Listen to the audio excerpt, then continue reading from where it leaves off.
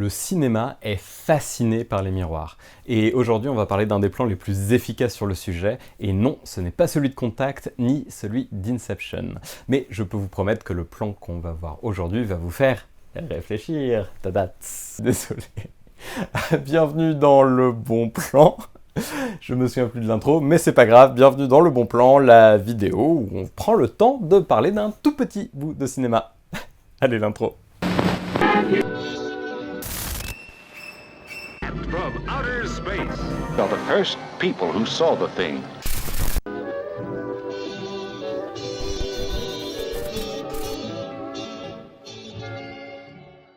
On va parler aujourd'hui de Mr. Nobody, sorti en 2009, réalisé par Jaco van Dormael, et pour moi, le meilleur film jamais réalisé. En mon sens, on ne peut pas mieux raconter une histoire au cinéma que comme l'a fait Jaco van Dormael dans Mr. Nobody. Mais avant de vous parler de ce film qui est incroyable, et j'ai très hâte de vous en parler, on va s'interroger un petit peu du rapport entre le cinéma et les miroirs. Mirror, mirror on the wall, who is the fairest one of all?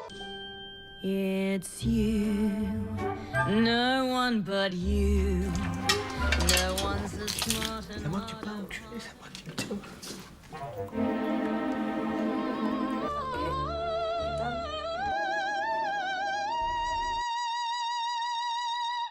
cheeky.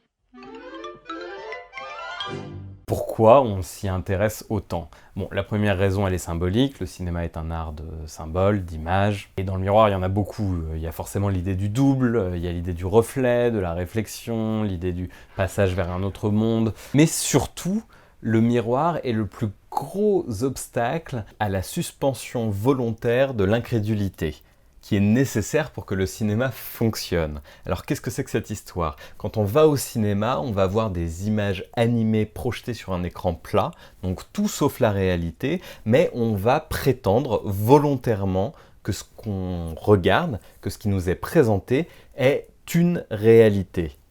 Dès qu'il y a une rupture de cohérence dans le récit ou la narration, on sort du film et donc l'expérience du cinéma est brisée à ce moment-là. La suspension consentie de l'incrédulité, ça vient de l'anglais Willing Suspension of Disbelief. Ça a été inventé par Samuel Taylor Coleridge, qui était un poète britannique. En 1817, à l'époque, il parlait de la poésie, mais bien évidemment, ça s'applique aussi au cinéma. Et le miroir est un énorme obstacle à ça, pour une raison toute simple, c'est que si on filme un miroir, on voit le reflet. Et le reflet, c'est quoi? Une équipe de cinéma avec une caméra, l'air penaud, qui est en train de se filmer soi-même.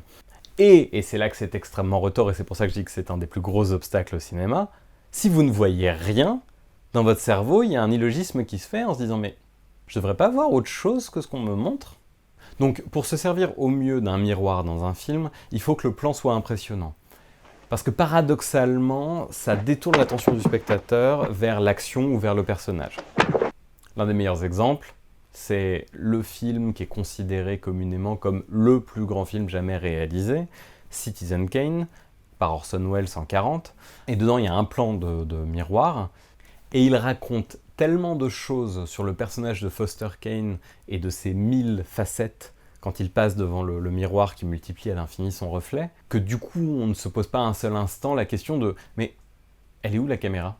On a presque la même chose dans Inception, mais le plan le plus incroyable, le plus formidable que vous trouverez sur toutes les listes sur internet dès qu'on parle de plans de miroir, parce que oui, il existe des listes sur internet sur les plans de miroir, vous le trouverez dans Contact, un film de Robert Zemeckis sorti en 1997. Je vous laisse regarder le plan et je reviens après.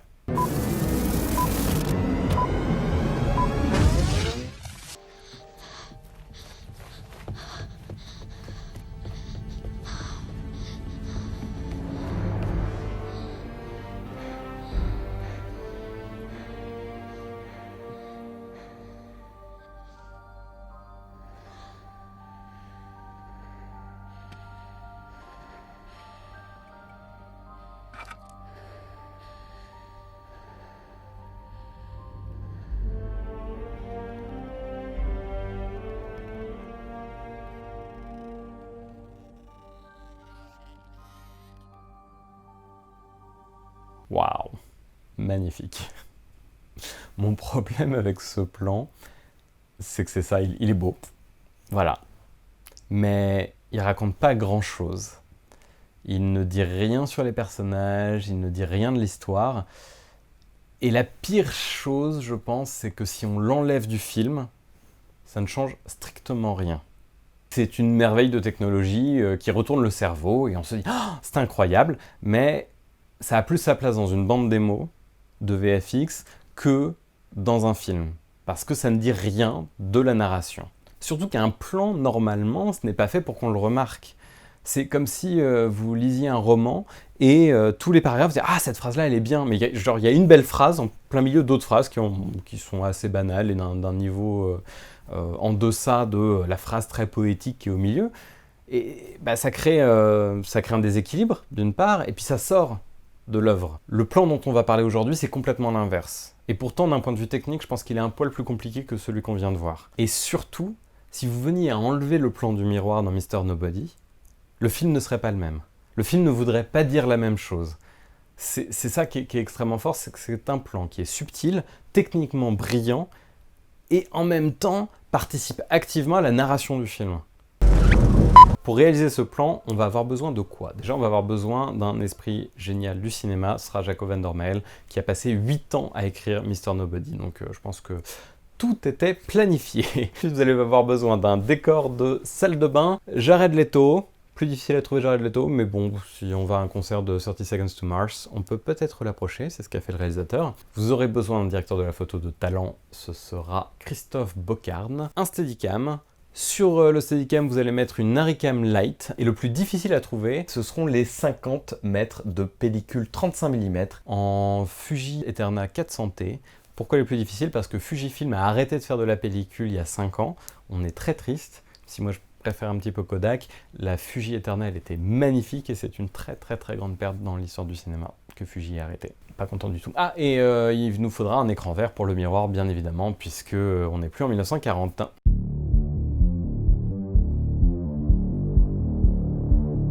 Ce plan se trouve dans les 10 premières minutes du film et son placement est vraiment pas anodin. Parce que Mr. Nobody débute sur plein de fils différents. On ne sait pas exactement quelle histoire on va suivre, ce qui est en train de se passer. Il y a un peu de science-fiction, un peu de drame, un peu de comédie. On ne sait pas où on est complètement perdu. Et ce plan-là va agir comme un espèce de catalyseur où le film va pouvoir enfin commencer après. Nemo, le personnage principal, joué par Jared Leto, se réveille. Il est un peu groggy, il va dans sa salle de bain. Et petit détail très intéressant, quand il arrive dans sa salle de bain, il va pour allumer la lumière et en fait il se trompe, l'interrupteur n'est pas là où il pensait qu'il était, il était de l'autre côté. Et comme tout est tourné au Steadicam, qui est un appareil qui permet de stabiliser la caméra dans un mouvement, ça va donner une impression de flottement à la scène. Nemo allume la lumière et on le suit jusqu'au fameux miroir. Et là, il y a le premier truc incroyable. C'est-à-dire que la caméra qui le suit va se mettre entre lui et le miroir. Et donc maintenant, on ne filme plus Jared Leto de dos, mais on est face à son reflet. La caméra a disparu, et rien que ça, même si aujourd'hui on a la technologie pour le faire, ça reste quelque chose d'incroyable au cinéma, surtout que c'est extrêmement naturel. On n'a pas du tout le côté tape à l'œil, en mode tadam, il n'y a plus de caméra, comme un espèce de tour de magie. Non, non, c'est un mouvement, tout ce qu'il y a de plus naturel. Et là, on est face au reflet, on est face à Jared Leto. Et que va-t-il faire? Il prend une gorgée d'eau, tout simplement, on dirait presque qu'il se lave les dents. Et c'est la deuxième chose incroyable qui se passe dans ce plan, parce que c'est extrêmement ordinaire comme scène. On n'est pas comme dans Contact, dans l'urgence, où il faut prendre les médicaments, etc. Non, non, on est dans une scène de la vie la plus banale au monde. Et dans un film, alors c'est difficile de classer Mr. Nobody, mais on va dire que c'est un film de science-fiction, de montrer des plans de la vie ordinaire, ce qui en vrai se passe très rarement au cinéma, puisque le cinéma se concentre de plus en plus aujourd'hui sur l'extraordinaire, donc paradoxalement l'ordinaire devient extraordinaire. Eh bien, ce petit moment, encore une fois de flottement, dit aussi quelque chose du personnage, du rythme du film et de la narration. Et c'est là qu'arrive la troisième chose incroyable, et moi il m'a fallu 3 visionnages au cinéma pour m'en rendre compte, parce que c'est si smooth, si naturel, que vraiment on ne le saurait pas, on ne s'en rend pas compte. En fait, ce qui se passe à ce moment-là, c'est qu'une fois qu'il a bu sa gorgée d'eau, Jared Leto se retourne et part. Jusqu'ici, tout va bien, sauf que la caméra le suit. Sauf que si vous vous souvenez bien, on est face à son reflet. Donc quand il se retourne et que la caméra le suit, en fait, techniquement, on suit son reflet. Et de fait, il y a des petits posters accrochés partout. L'écriture des posters est inversée, comme si on était dans un miroir. Et c'est là que le plan prend tout son sens. Puisqu'on plonge dans le film, enfin, on est passé de l'autre côté du miroir. Et comme une image vaut 1000 mots, je vais vous proposer l'équivalent d'1 million de mots. Tout pile à raison de 25 images par seconde. Oui, j'ai calculé comme d'habitude. Mais avant de vous laisser avec ce plan incroyable, je voulais vous dire, moi j'ai eu la chance de le reproduire quand j'étais en école de cinéma, en contactant des membres de l'équipe du film Mr. Nobody, et notamment le réalisateur Jaco van der Mel, qui m'ont apporté des conseils très précieux. Du coup, si vous voulez que j'en parle dans une prochaine rubrique Morgan fait des films, vous pouvez laisser un commentaire en bas et je vous raconterai comment j'ai refait ce plan, quelles étaient les technicités et surtout vous expliquer exactement comment le plan a vraiment été fait dans Mr. Nobody parce que c'est un petit peu plus qu'un fond vert. Quoi qu'il en soit, je vais vous laisser enfin regarder ce plan. Si vous le souhaitez, vous pouvez liker cette vidéo ou vous abonner, comme ça j'en ferai d'autres.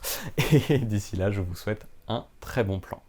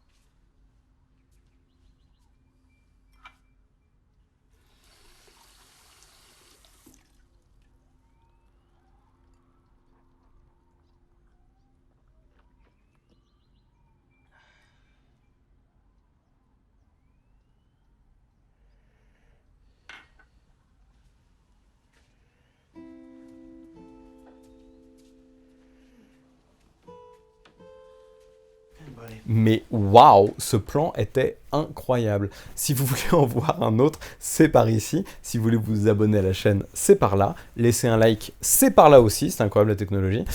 Si vous laissez un pouce comme ça, et c'est par là, je crois. Je connais pas encore YouTube.